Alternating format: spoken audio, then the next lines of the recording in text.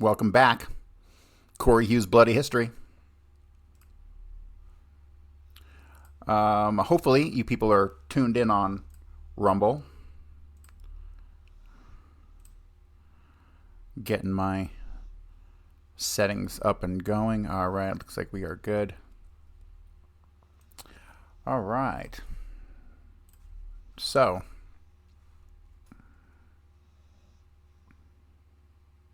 here we go. Today we're continuing on this theme of the introduction of Reinhard Gehlen and his organization into the mix in 1945. Between 1945 and 1949, Reinhard Gehlen helped sculpt our entire intelligence apparatus. If you're not familiar with Reinhard Gehlen, we've covered this at decent length on the podcast the past couple days and on my Substack, bloodyhistory.substack.com.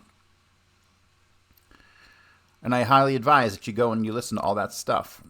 Now, it seems as though we're working with a very limited body of documents. There are millions of pages of other documents regarding Operation Rusty and Reinhard Gehlen and this organization that they launched in 1945, which came to be known as the Gehlen Organization, which then went on to become the BND, the Bundesnachrichtendienst. That's what it says, right? So, German is one hell of a language. But today we're going to cover a general outline and summary of the activities of Operation Rusty and the Gehlen Organization. It must have been fascinating to have been if you could have been a fly on the wall to watch these negotiations that took months and months and months between Gehlen and the United States Forces in the European Theater, USFET. So it appears as though before there was a Central Intelligence Agency, there was what's known as the Central Intelligence Group. The Central Intelligence Group seems to be the immediate predecessor to the Central Intelligence Agency. And originally I had believed that Gehlen had done most of his dealings in the early days here in early 45, March of 45 through June, July of 45, directly with OSS, with Dulles and Donovan, but I was completely wrong. He was involved directly with Army intelligence, what there was of Army intelligence. You have to remember, back in 45, there was not much of an organized intelligence structure. You had the OSS, which the more I learn about the OSS, the more I find that while they were heavily involved in intelligence, they weren't very good at it. They were much better at distributing propaganda and doing dirty tricks type stuff, which they learned from the British and the political warfare executive run by guys like Sefton Delmar. So when you come to understand, I'm starting to get a grip on the British intelligence networks that were going on at the time, and all of these people seem to be fairly adept at gathering information, right? The intelligence aspect of what they did was actually not bad throughout all these intelligence organizations, no matter how ramshackle they might have been. But their implementation of I don't know what to call it. We'll just call it dirty tricks, like the British used to call it.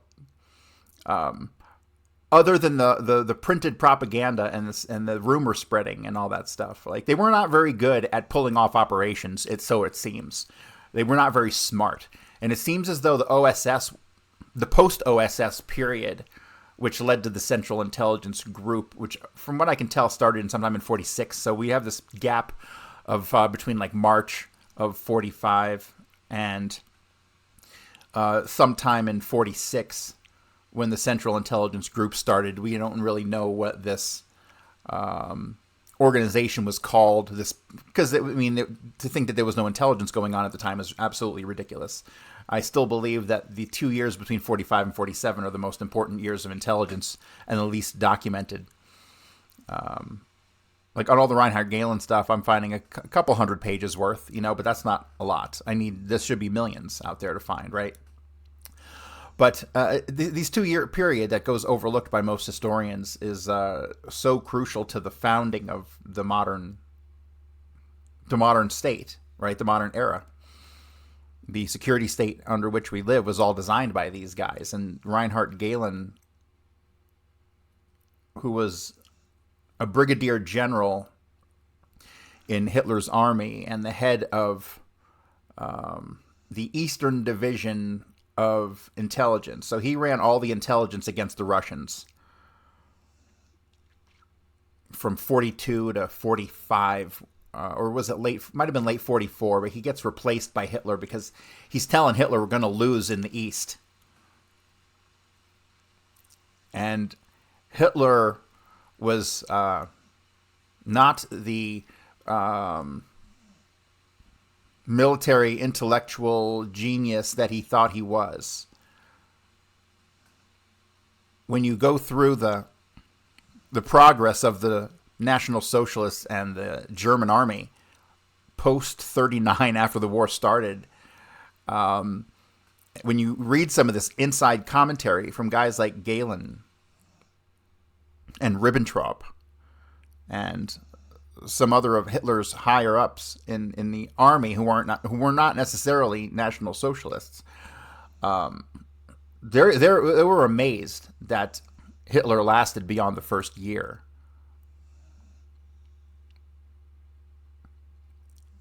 The army wasn't nearly large enough, trained enough, prepared enough, despite the way that history has kind of portrayed them.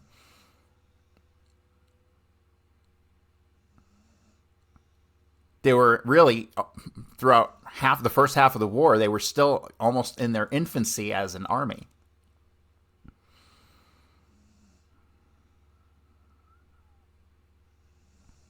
And to think that they held off the 6 world powers at the time for 6 fucking years, it's truly unbelievable. It's amazing what they did. It's genuinely unreal.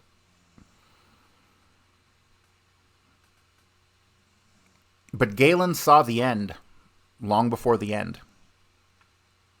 Gehlen saw the end closer to the end of 43. He knew the troops in the East could not hold because they were fighting on too many fronts.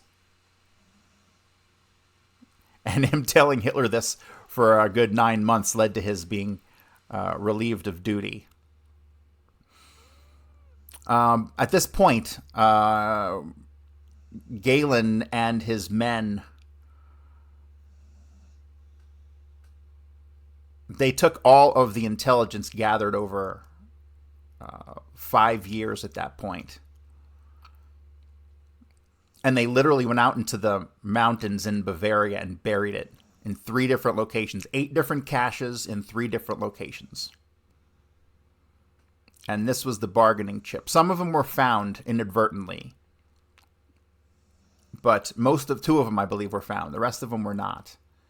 And so this was a hell of a bargaining chip for Gehlen.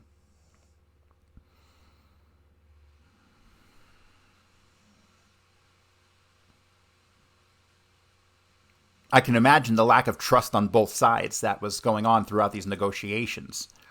I mean, people really misunderstand we have this image of what people think of what the Allies were like and what the Nazis were like during the war, and this is all propaganda, right? These guys, on some level, the Americans and the British were working with the Germans behind the scenes on some levels, all throughout the war.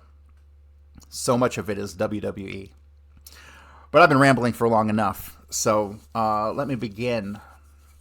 Forging an intelligence partnership, CIA and the origins of the BND, 1945 to 49. I'm pleased to present this volume of historical documents to the BND, and then something here is redacted. Since 1949, the CIA has maintained close ties to the Gehlen organization, which became West Germany's BND, or Federal Intelligence Service, in 1956. Through the long decades of the Cold War, the CIA and the BND worked closely together to expand freedom in Europe.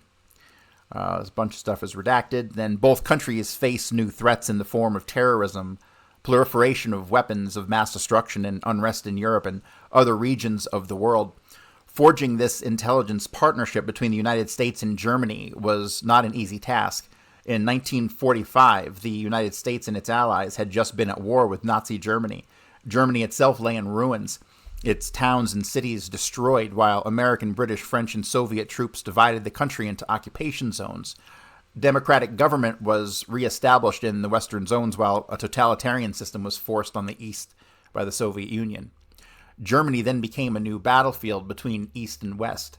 The Soviet blockade of Berlin in 1948 clearly signaled that the wartime alliance had dissolved. In order for Western Europe to recover from the war and to survive the threat of communism, Germany had to be rebuilt and its government restored. The United States promoted these efforts through the Marshall Fund, the formation of the Bundesrepublik, the rearmament of West Germany, and its membership in the North Atlantic Treaty Organization and the United Nations.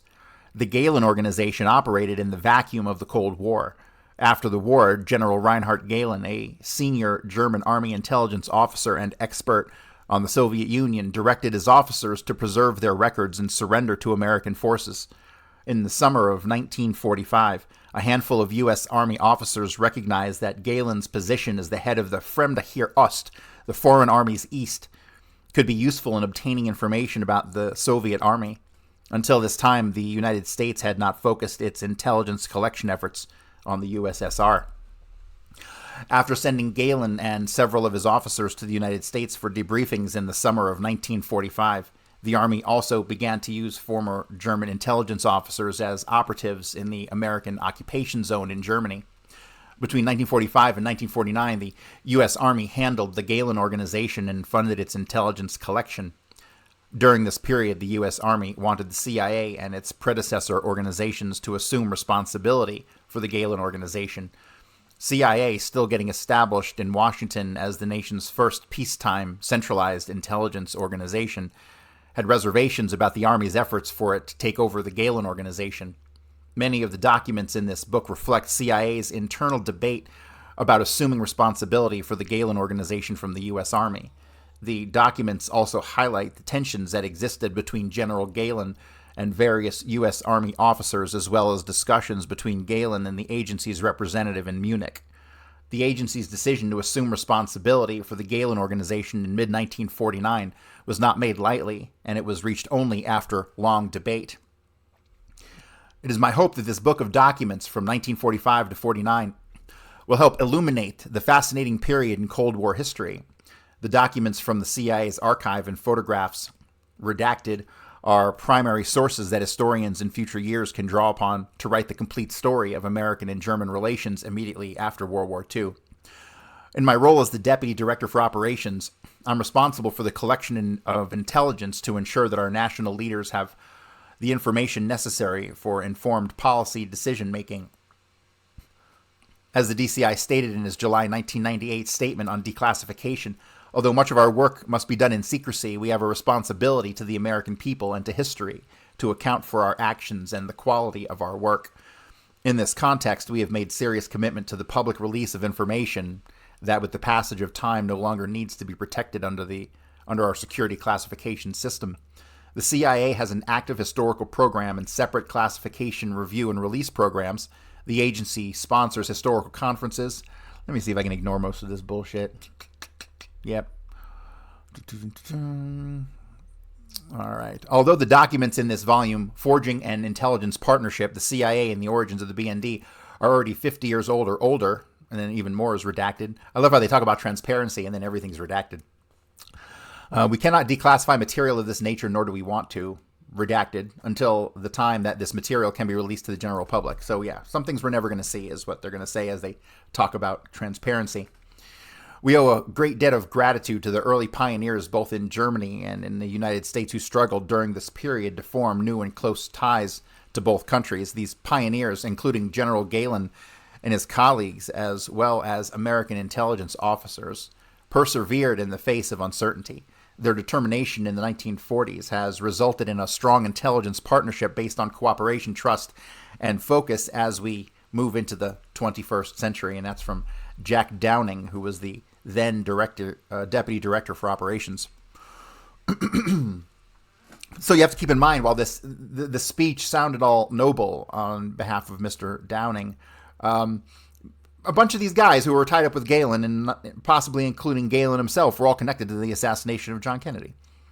So, their points of view on everything are somewhat skewed because they approach intelligence from a superiority of ideology and experience perspective. All right. Preface. The Central Intelligence Agency's sponsoring of the nascent West German intelligence service in mid-1949 marked an expansion into uncharted operational waters. This new direction irrevocably linked the CIA to former members of the general staff of the defeated Wehrmacht and Nazi Germany's intelligence services, some of whom had notorious wartime reputations. Notorious wartime reputations based on the rumors that they spread. Hilarious.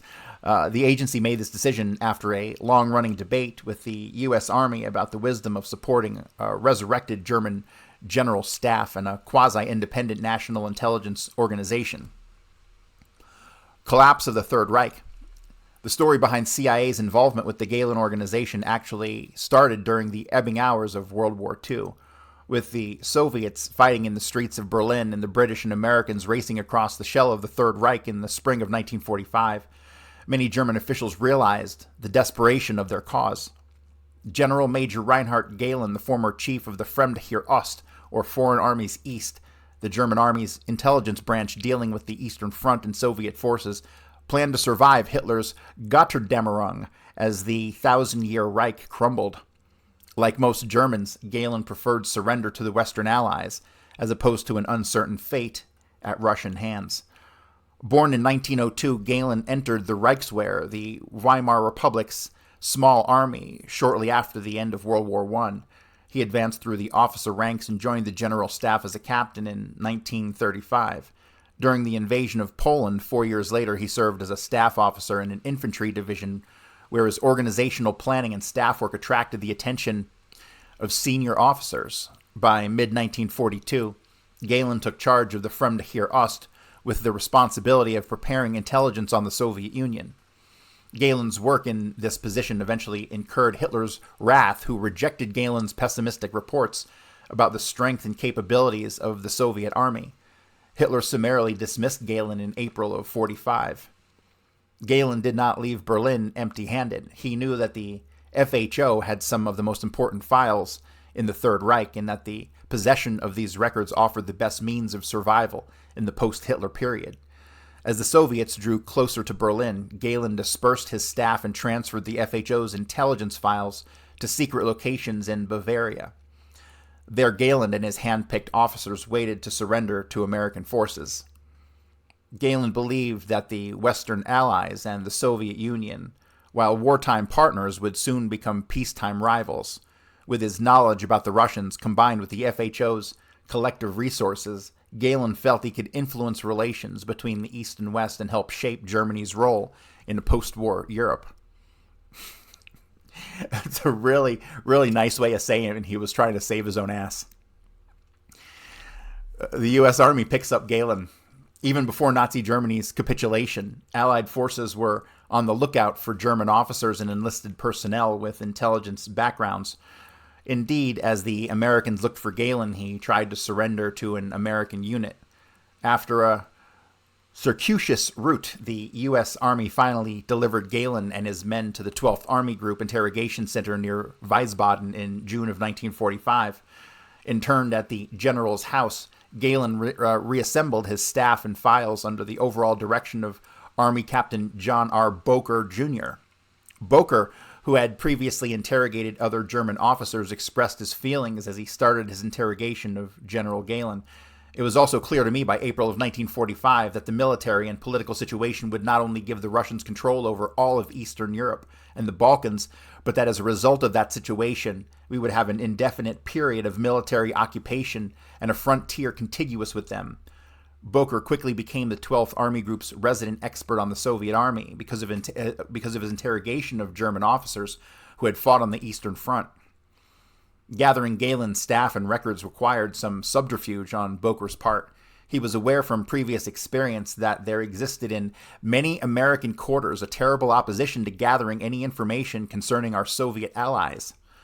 He did, however, gain the support of Colonel Russell Philp, commander of the Interrogation Center, and Brigadier General Edwin L. Siebert, G2 for the 12th Army Group, to employ the former FHO staff members to produce reports on the Soviets. Galen also wanted Boker to establish contact with some of his frontline organizational elements, such as Oberst Lieutenant Hermann Bonn, who commanded Stab Valley 1, which conducted espionage work against the Soviets using Russian defectors and collected raw intelligence for Galen's FHO. Galen insisted that he had access to still existent agent networks in the Soviet Union through Bonn's sources.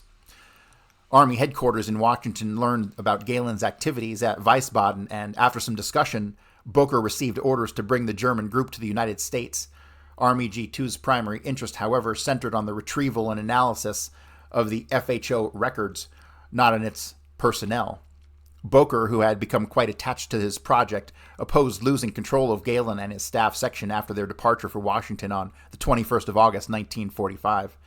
Placed as virtual prisoners in a classified location at Fort Hunt, Virginia, known simply as P.O. Box 1142. The Army planned to use Galen in conjunction with a larger project being conducted at Camp Ritchie, Maryland, to compile a history of the German Army on the Eastern Front. Through Boker's efforts, he accompanied Galen's group to the United States and those of officials with the Eastern European Order of Battle branch at the Pentagon. The situation for the Germans gradually improved. The Bolero Group, as Galen's unit became known, served under the direction of Army Captain Erich Waldman until its return to Germany in June of 1946. By this point, Galen's men not only prepared reports based on German records, but also had access to and commented on American intelligence reports. The SSU rejects Galen. While the Army exploited Galen and his officers in Washington, U.S. intelligence also sought to question German scientists and engineers about Nazi rocket and atomic developments. The Office of Strategic Services, however, played little role in these activities. In the throes of disbandment during the fall of 1945, OSS declined the Army's invitation to employ Bonn in Germany. The new Strategic Services Unit also expressed some reluctance about using the German FHO for American intelligence purposes. SSU, however, did try to determine the exact nature of the relationship between Galen and Army intelligence. On the 25th of October 1945, Crosby Lewis, SSU's X2 or counterintelligence branch chief in Germany, asked for special sources information from files pertaining to Stab Valley and various German personalities, including Bonn and Galen. The German mission stated, "For your information only, Bonn and a group of other members of Fremd hier Ost, experts in the GIS on espionage against the Russians, are being collected by two officers of the G2 section, USFET, that's the U.S. forces in the European theater, who are responsible only to General Siebert. It appears likely that Siebert got an okay from Washington on this when he was in the U.S. last month, at which time it appeared that OSS might fold up von Galen and several high-ranking staff officers who operated for Fremd hier Ost and for some of the Army group staff on the Eastern Front during the war have been flown to the U.S., all this without any contact with the OSS here." In early January of 40, I think it's pretty fascinating that the OSS, the timing of this was probably just no good for them. I mean, this is the kind of thing that they would have loved to have gotten their hands on, right? Obviously, at some point, Dulles does take over this operation sometime in mid-49. But it's just crazy to me that it took that long for them to become involved. And we know about their involvement because Galen's made statements about working with Dulles and how much he appreciated him and the way he saw the world and all this crap. One thing none of this stuff addresses is the secret society shit that goes on in the background, right? World Brotherhood and P2 and a whole bunch of weird stuff that I don't know nothing about yet. So that's starting to seem to play some kind of role in all of these guys' activities over the decades. All right, where was I? In early January 46, Lewis, now the chief of SSU's German mission, reported to headquarters what it had learned through discreet inquiries about the Army's activities. Lewis described the flight of Galen and his FHO staff from Berlin and their activities with the Americans. His report also noted that Galen had recommended that Hermann Bonn be contacted to provide further information about the Soviets while the general worked in the United States. In the meantime, Bonn had been arrested by the U.S. Army as a mandatory arrestee. Members of the Nazi Party organization and high-ranking German Army and SS officers were subject to immediate apprehension by the Allies. In late July 1945, and interrogated at the 3rd Army Interrogation Center the following month, the announcement of his arrest and the distribution of a preliminary interrogation report raised great concern at Army G2 because the Soviets now demanded the extradition of both Bonn and Galen. The Army, however, refused to accede to Soviet demands and secluded Bonn and several other FHO personnel at the Military Intelligence Service Center at Oberrussel on the outskirts of Frankfurt, also known as Camp King, and later officially designated as the 7700th European Command Interrogation Center. The small group, including Gerhard Wessel, who had succeeded Galen as the head of the FHO in 1945, was quartered at the Blue House, where Bonn planned to develop a full-scale intelligence organization. According to SSU, the Army's G2 in Germany wanted to use Bonn to resurrect his Abwehr network against the Soviets. The Abwehr was the German Army intelligence who specialized in wiretapping and that type of espionage. This proved difficult, and the SSU reported that it advised them that the U.S. Army to interrogate Bonn at length and have nothing to do with his schemes for further intelligence activity.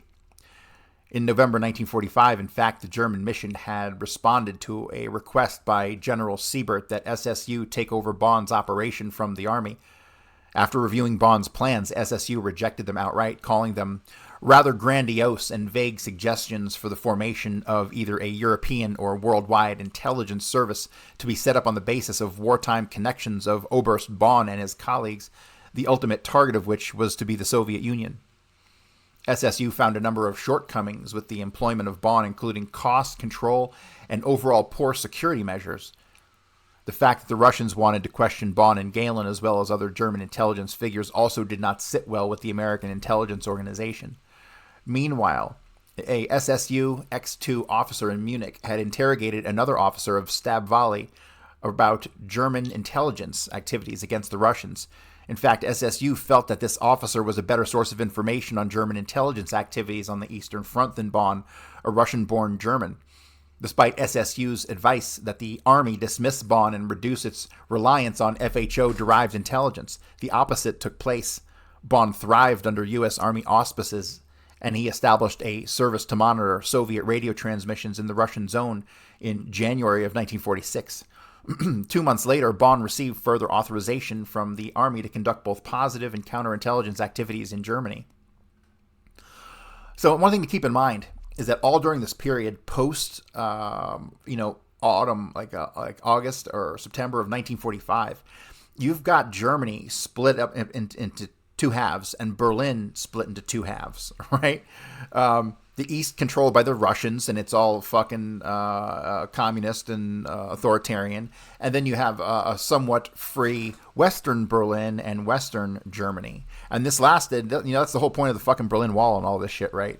So really, I find it important to go through all this stuff to kind of understand that era, because I grew up, I remember when they didn't the Ramones play like the takedown of the Berlin Wall or some shit? Like, I remember this stuff growing up. But it makes a whole lot more sense when you come to understand World War II and the chaos that ensued afterwards, because that's all it was. That's all it was. It was political and military chaos between the Soviet Union, who really quickly went from an ally to an enemy, right? Both occupying two halves of one city and one country. In hindsight, it's kind of clear that nobody had a fucking clue what was going on. The heightened tensions between the Soviet Union and the West, partly politically manufactured, of course, for economic reasons. But at the same time, there was nothing ever really happening. There was never ever a real threat of nuclear war. There was never a real threat of any war. Neither side has ever been really equipped post-World War II for a real fucking war. Vietnam is proof of that for us.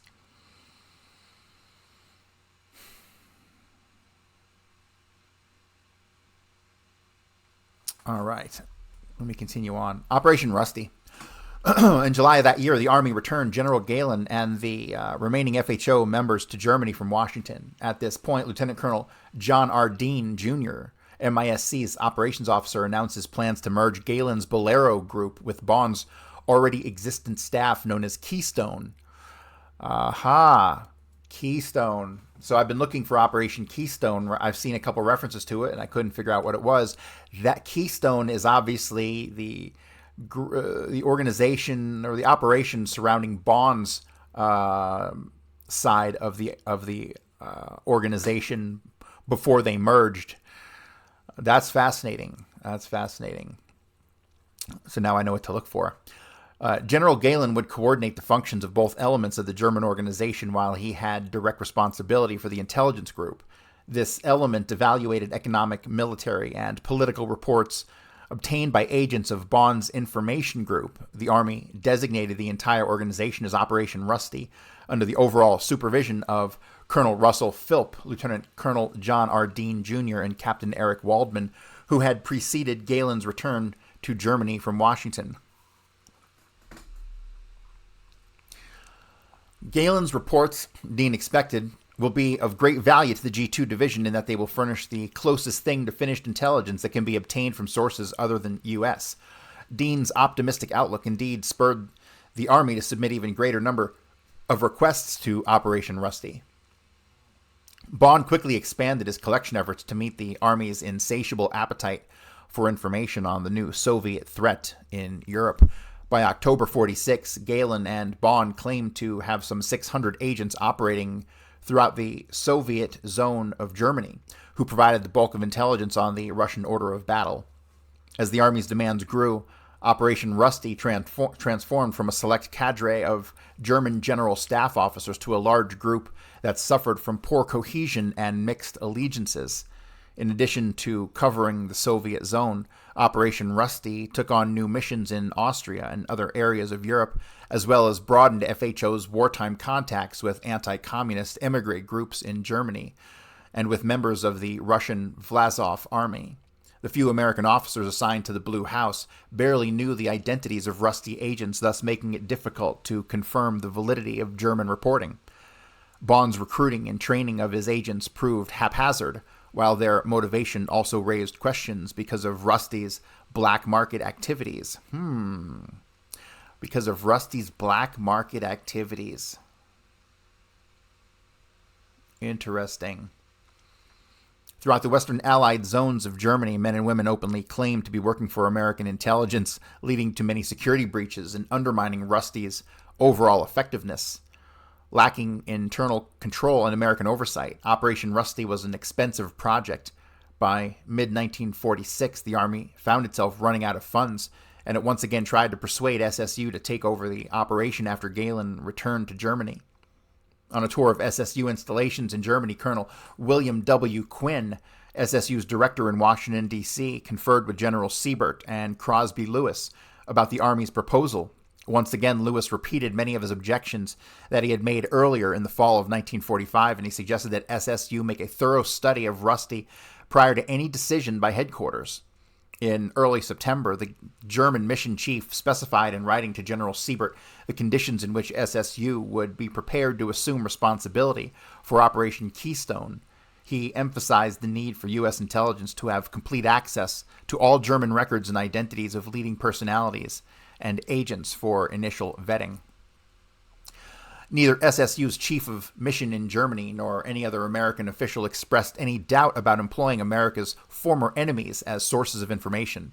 The Americans, for example, had already launched an extensive project using German officers to write about their wartime experiences. The Army's German military history program continued until the mid-1950s and influenced U.S. Army doctrinal and historical writing. The debate about Galen's project as it evolved after 1945 centered around more practical matters such as cost and security. A summary of SSU's viewpoints around Rusty was prepared for Colonel Donald H. Galloway, Assistant Director of Special Operations, in September of 46.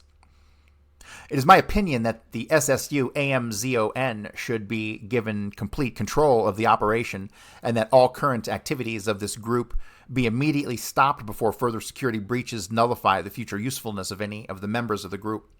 I further recommend that an exhaustive study be made along CE lines of the entire operation, past and present, so that at least if it appears that the group is too insecure to continue in operation, the wealth of intelligence which is contained in the minds of the various participants as regards Russia, Russian intelligence techniques, and methods of operation against the Russians could be extracted. In conclusion, however, it is most essential that if a final decision is made to exploit these individuals, either singly or as a group, SSU understands that their employment in the past and their exploitation in the future constitutes, to a greater or less degree, the setting up of an incipient German intelligence service. The Vandenberg Report. Upon the conclusion of General Siebert's tour as G2 in Europe, the discussion about which agency should be responsible for Operation Rusty shifted from Germany to Washington. Major General Withers A. Burris, Seibert's successor as the chief intelligence officer in Germany, appealed to Lieutenant Hoyt S. Vandenberg, formerly Army Chief of Staff for Intelligence and now Director of Central Intelligence, to have the newly formed Central Intelligence Group assume control of Rusty.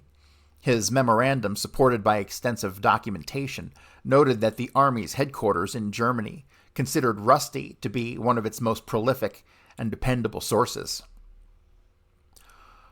General Vandenberg, in turn, directed that the CIG take a fresh look at Rusty. On 16th of October 46, CIG presented its summary of the Burris material and dismissed Galen's intelligence or evaluation group as drawing broad conclusions from inadequate evidence as a strong tendency to editorialize. Regarding Bond's information group, CIG determined that there is no evidence whatsoever which indicates high-level penetration into any political or economic body in the Russian-occupied zone. The review also blasted Operation Rusty for its yearly budget of redacted, while CIG's German mission cost only redacted. CIG decidedly rejected assumption of Rusty, although it did call for a full study in order to identify salvageable aspects of the operation. The report made two significant comments that reflected CIG's overall frame of mind. One, it is considered highly undesirable that any large-scale U.S.-sponsored intelligence unit be permitted to operate under even semi-autonomous conditions, unless responsible U.S. personnel are fully acquainted not only with the details of each operation carried out, but also with the identities and background of all individuals concerned. No high degree of reliability can be placed from an American point of view upon the intelligence produced. Two, one of the greatest assets available to U.S. intelligence has always been the extent to which the U.S. as a nation is trusted and looked upon by a democratic-minded people throughout the world.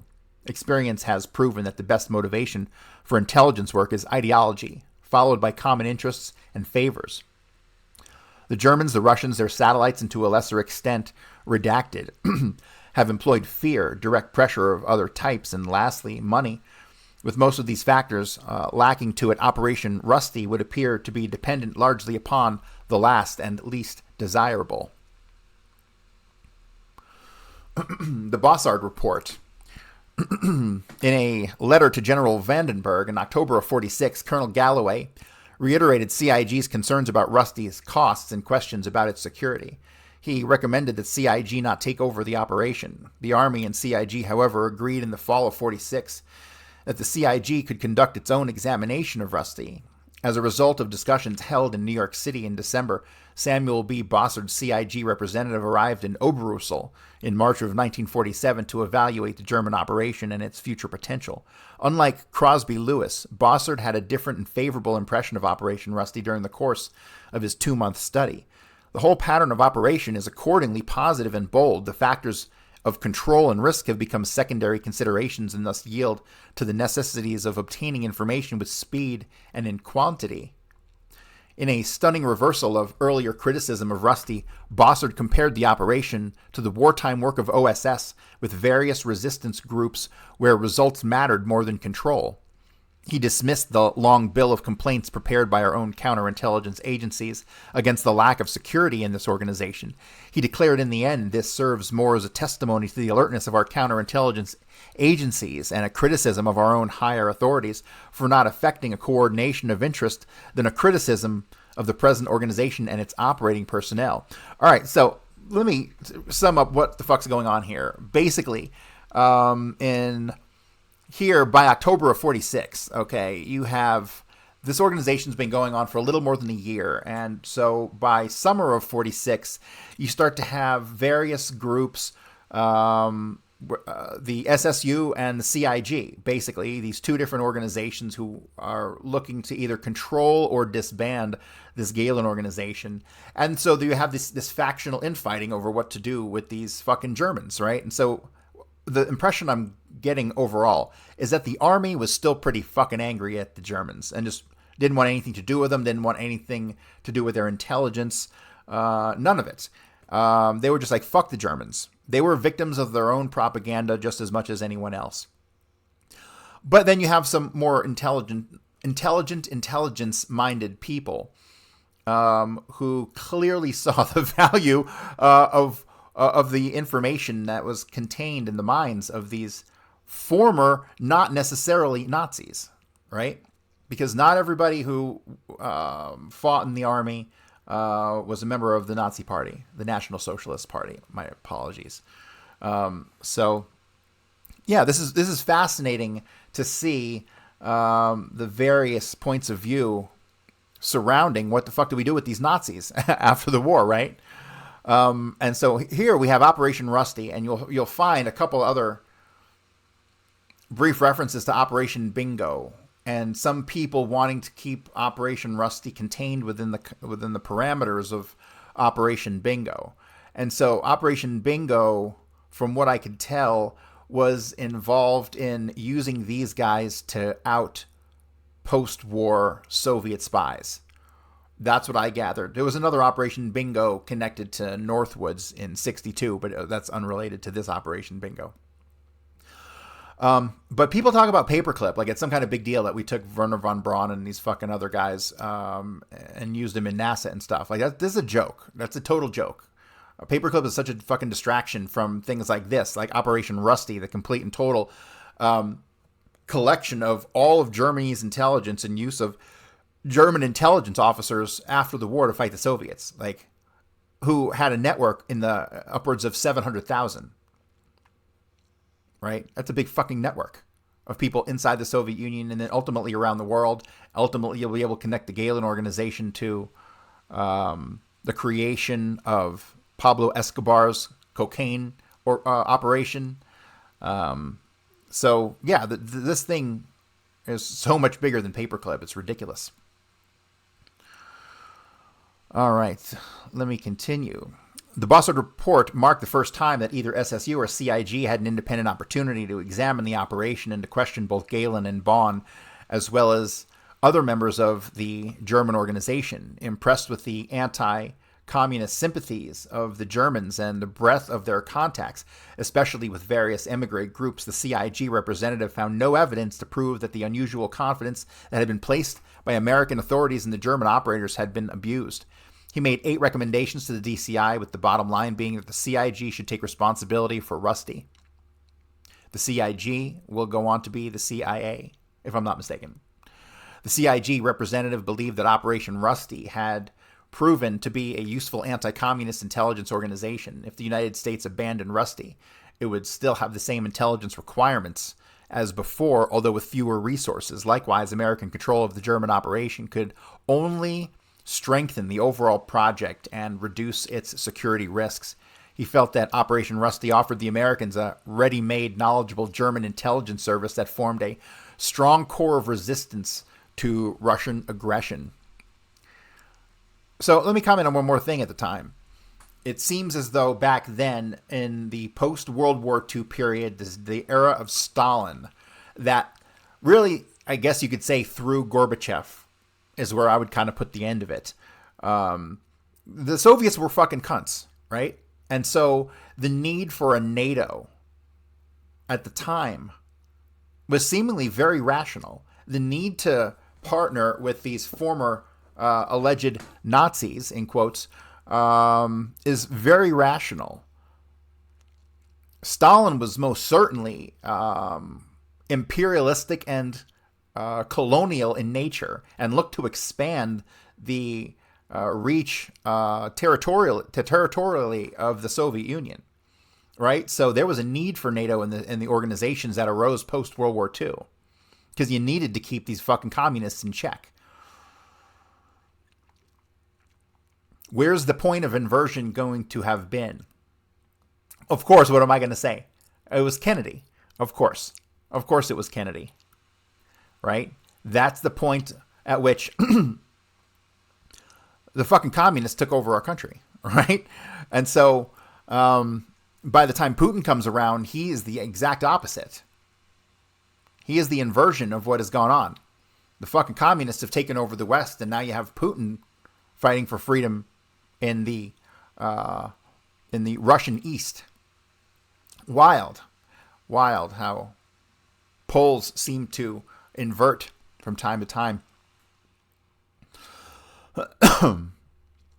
All right. The findings unleashed a flurry of activity in Washington during the summer and fall of 47. On 3rd of June, Colonel Galloway recommended to Rear Admiral Roscoe H. Hillenkotter, who had just taken over as DCI from General Vandenberg, that he approve Bossard's report. Galloway added that CIG's takeover of Rusty should be cleared through the G2 in Germany and brought to the attention of the National Intelligence Authority, predecessor to the National Security Council. Colonel Galloway remained concerned that support of the GIS could conflict with both State Department policies in dealing with a potential resistance group, as well as interfere with the signals intelligence work of the U.S. Army and Navy. A few days later, Admiral Hillenkotter prepared a memorandum for the Secretaries of State, War, Navy, as well as President Truman's personal representative to the National Intelligence Authority on Operation Rusty. It outlined the organization's history and the CIG's earlier examination into the question of assuming responsibility. In his cover memorandum, Admiral Hillenkotter expressed the strong recommendation that Operation Rusty be liquidated and that CIG assume no responsibility for its continuation or liquidation.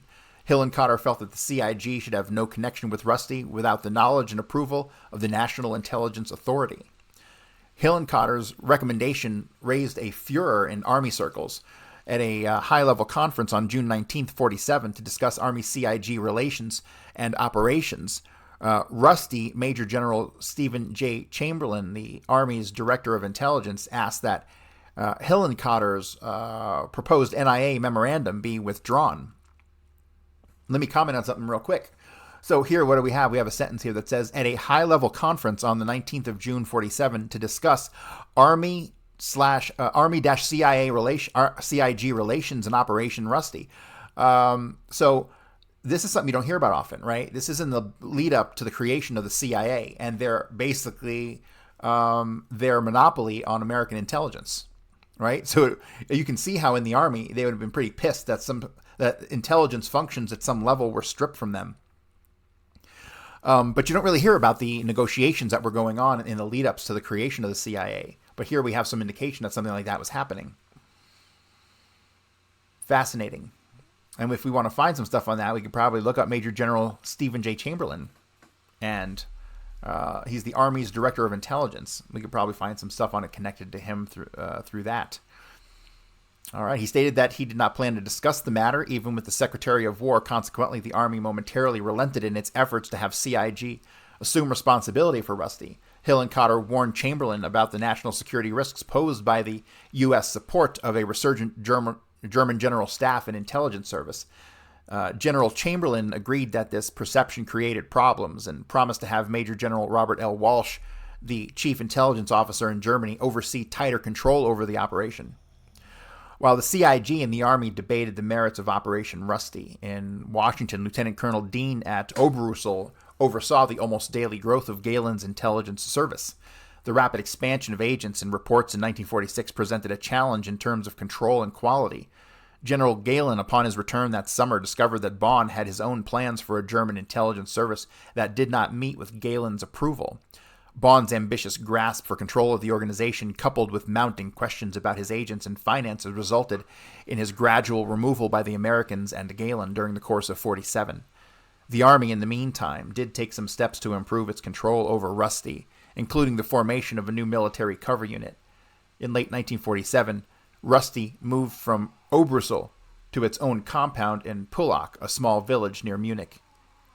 In addition, Colonel Willard K. Liebel replaced Dean as operations officer. CIA's lack of enthusiasm towards Rusty. There was still little enthusiasm for Rusty after the establishment of the Central Intelligence Agency in the fall of 47. In March of 48, a CIA officer in Germany provided an update to Richard Helms, chief of CIA's Branch M, Foreign Branch M, that handled CIA's operations in Central Europe. About the German intelligence organization's activities, the officer observed that, while Rusty enjoys the unqualified backing of the army in Germany, he felt that the Soviets must have penetrated the German group. The political implications alone, leaving aside the espionage angle, would come in handy if the Russians at any time should look for a pretext to provoke a showdown in Western Germany. Likewise, he was concerned about the political implications of sponsoring an organization that, in the opinion of qualified observers, constitutes a reactivation of the German Abwehr under American aegis. With great disgust, the acting chief of the CIA's Karlsruhe operations base related that his experiences with Rusty in an August 1948 memorandum to headquarters. This officer first encountered Bonn's operatives in the summer of 46 when the Army's Counterintelligence Corps arrested a number of Germans who claimed to work for American intelligence. CIC informed the SSU representative about these arrests, who launched an investigation as to the background of the German agents. He found that some of the agents employed were SS personnel known with Nazi records and in most cases undesirable people. Recruiting methods then employed, he complained, were so loose that former German officers and non-coms were blindly being approached to work for American intelligence in espionage activity directed against the USSR. Rusty's approach went against all principles of intelligence work. In the recruitment methods, no attention was paid to the character of the recruits, security, political leanings, or quality, with the result that many of the agents were blown almost immediately. This officer felt that Rusty's recruiting methods indicated a highly nationalistic group of Germans who could easily become the nucleus of a serious subversive activity against any occupying power. At the same time, the distribution of operational supplies, money, and so forth was so loose and elaborate that the influence on the black market was certainly considerable. He expressed his displeasure with Rusty and protested any plans for future association between this group and CIA. In a lengthy summary, this officer presented the viewpoint of many of his colleagues. The general consensus is that Rusty represents a tightly knit organization of former German officers, a good number of which formerly belonged to the German General Staff. Since they have an effective means of control over their people through extensive funds, facilities, operational supplies, etc., they are in a position to provide safe haven for a good many undesirable elements from the standpoint of a future democratic Germany. Most of these officers are unable to find employment, and they are therefore able to maintain their former standard of living without having to put up with the present difficulties of life in conquered Germany. They are likewise able to maintain their social standing as former officers and to continue their own study in the military field and continue training along military lines. The control of an extensive intelligence net makes it possible for the leaders to create a cadre of officers for the perpetuation of a German general staff activity. The organization Rusty makes it possible for them to continue a close-knit organization which can be expanded at will. A former SSU X2 chief in Germany and now head of CIA's Munich operations base related his views of Rusty in a July 48 memorandum to Redacted, who had replaced Luke Crosby Lewis as chief of mission in Germany. I wonder why that's redacted. Like his colleagues, this officer protested Rusty's poor security practices and its freewheeling methods of agent recruitment. He expressed particular distaste at Rusty's abuse of the denazification laws that undermined the operation's overall standing. Quoting a local cynic, this officer noted that American intelligence is a rich blind man using the Abwehr as a seeing eye dog. The only trouble is the leash is much too long. In summarizing the sentiments of agency officials in Germany, Richard Helms told Colonel Galloway in March of 48 that nothing about Rusty has been altered which could lead us to change the position taken by us last year. In fact, the reports of the Soviets dominated press in Germany, concentrating the use of former German staff and intelligence officers, are such that there is no question that the Russians know this operation is going on, even though they may have some of the details wrong, Helms added. Certainly, the fact that so much publicity has been given to this indicates serious flaws in the security of the operation. Little by little, however, the Army managed to get CIA more involved with Rusty, despite complaints from the field and even Admiral Hillenkotter's overall opposition to the project. In December of 1947, General Walsh brought up the issue of CIA's taking over of Rusty with the CIA's chief of base in Berlin. Walsh maintained that while the handling of Rusty by the Army in 1947 might have been considered a sin of commission, the failure for the Americans to continue the operation in 48 would constitute a sin of omission. As late as mid-48, Admiral Hillenkotter resisted the Army's overtures to assume control of Rusty. In July of 48, the DCI informed the Army's Director of Intelligence that he did not want the Army to use a 1946 letter of agreement between the War Department and CIG to obtain services, supplies, and equipment for the Army's cover organization for Rusty.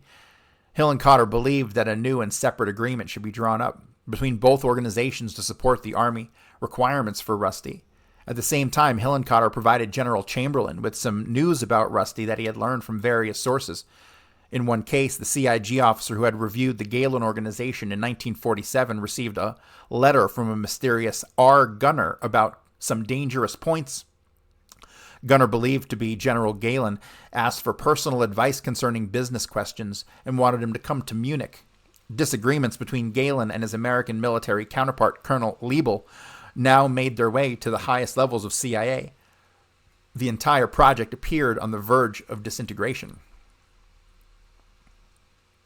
All right, so that brings us to the Critchfield report, and I will pick this up first thing tomorrow.